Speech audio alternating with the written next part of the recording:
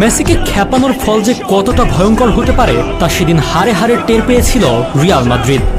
ওই দিন কিছু বুঝে ওঠার আগেই বার্নাব্যুর গ্যালারিতে থাকা ৮০,০০০ দর্শককে থমকে দিয়ে তিনি জানান দেন, মেসি রাজত্ব এই তো এখানে, রিয়ালের মাটিতেই খুঁটি গেড়ে গেলাম।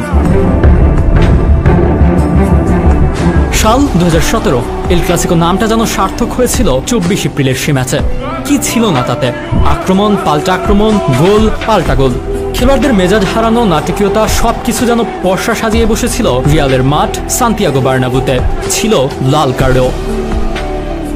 ২-২ ড্রয়েই খেলা শেষ ভেবে টিভি রিমোট অনেকে হাতে নিয়েছে কি নেয়নি।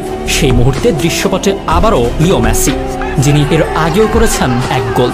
Sergio Roberto, Gomez, Jordi Alba আর মেসি এই চারের মিলিত এক দুর্দান্ত পাল্টা আক্রমণে এলেও মেসির ৯২ মিনিটের সেই গোল।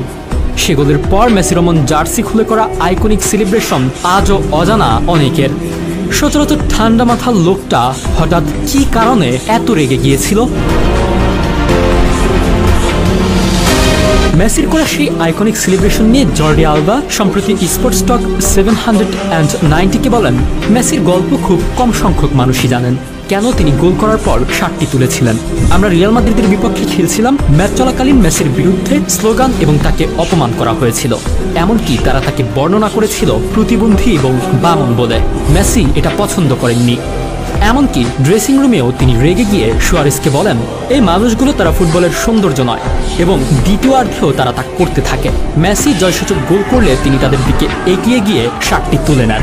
তিনি সবাইকে চুপ করে বললেন, নামটা মনে রেখো।